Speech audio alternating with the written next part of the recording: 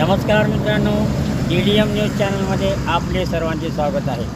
मी सध्या आहे अहमदपूर शहरातून जाणाऱ्या राष्ट्रीय महामार्ग 361 वर। अहमदपूर शहरातून जाणारा हा जो बाह्यवळण रस्ता आहे, येथील LICच्या चौकामध्ये मी सध्या उभा आहे।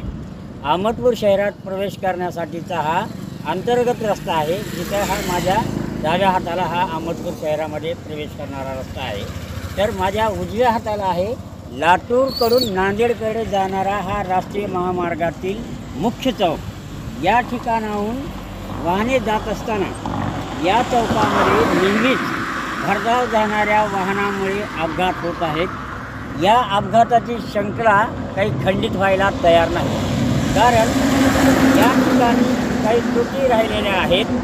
त्या त्रुटी कोण दूर करणार, त्या त्रुटी दूर करण्यासाठी कोण पाठपुरावा करणार आणि लोकांचे जे अपघातातून बळी जात आहेत ते थांबवणार कोण, असा प्रश्न जनसामान्यांना पडला आहे। त्यामुळे आम्ही सध्या या चौकात येऊन थांबलेलो आहोत। या ठिकाणाहून अहमदपूर शहरात प्रवेश करत असताना जो रस्ता आहे तो नुकताच अहमदपूर शहरातील LIC पासून ते तात्या पेट्रोल पंपापर्यंतचा जो अंतर्गत शहरातून जाणारा राष्ट्रीय महामार्गाला जोडणारा जो रस्ता आहे तो CC म्हणजे सिमेंट कॉन्क्रीटचा रस्ता पेवर ब्लॉकसह होणार आहे, ज्याचं बजेट अहमदपूर चाकूर तालुक्याचं मिळून 68 कोटी रुपये आहे।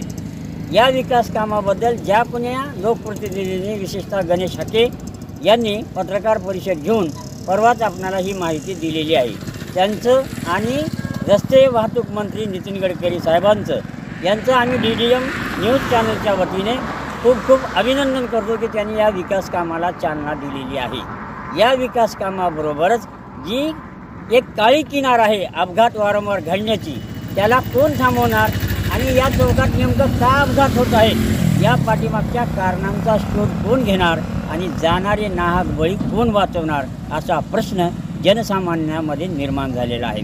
मित्रांनो, हा जो LIC बसला जो बायपास आहे, राष्ट्रीय महामार्ग आणि शहरात जाणारा जो रस्ता जोडला जातो, त्या रस्त्यावर इथं या चौकामध्ये सातत्यानं अपघात घडत आहेत। त्याचं कारण म्हणजे राष्ट्रीय महामार्गाकडून काही त्रुटी या ठिकाणी राहिलेल्या आहेत। नंबर 1, हा जो वळण रस्ता आहे याचा जो अंतर आहे वाहन येताना गतीनं ते अतिशय कमी आहे। लातूरकडून येणारे जे वाहन आहे ते नांदेडकडून अहमदपूर शहरामध्ये प्रवेश करणाऱ्या वाहनाला दिसत नाही, अतिशय अंतर कमी आहे। हे अंतर का कमी आहे याचा शोध राष्ट्रीय महामार्गाच्या प्रकल्प संचालकांनी किंवा विशेष समितीने नेमून करण्याची आवश्यकता आहे। त्याचबरोबर अहमदपूर शहरामध्ये जो जाणारा रस्ता आहे त्या ठिकाणी जे काही गोष्टी आहेत त्या अनेक गोष्टीमध्ये त्रुटी आहे। तिथे नामफलक लावलेले नाहीत व्यवस्थित, वाहन चालकाला कळेल असं इंडिकेटर लावलेलं नाही, किंवा हा शहरामध्ये प्रवेश करणारा रस्ता आहे इथून असं मोठं फलक लावलेलं नाही, किंवा वाहनाची गती कमी व्हावी या ठिकाणी म्हणून कुठल्याही उपाययोजना करण्यात आलेली नाही। आणि जर अपघात झाला तर कुठल्या टोल फ्री क्रमांकाला संपर्क करावा, वाहतुकीचे काय नियम आहेत, त्यासुद्धा गोष्टीचं प्रबोधन राष्ट्रीय महामार्गाकडून होणं आवश्यक आहे, पण ते त्यांनी केलेलं नाही। राष्ट्रीय महामार्गाच्या या मार्गाचं काम करणारी जी कंपनी आहे त्या कंपनीनं रोड तयार करून वाहतुकीसाठी खुला केला खरा, पण बाकीच्या गोष्टी त्यांनी उपलब्ध करून दिलेल्या नाहीत। त्यामुळं हे अपघात होत आहेत आणि टोल मात्र चालू आहे। या महामार्गावर जे CCTV कॅमेरे पाहिजे जागोजागी बसवलेले ते सुद्धा चालू नाहीत। बऱ्याच वेळेस तर या चौकातील जे हायमॅक्स लाईट आहे ती बरेच महिने बंद होते, अनेक ठिकाणच्या लाईटी बंद आहेत।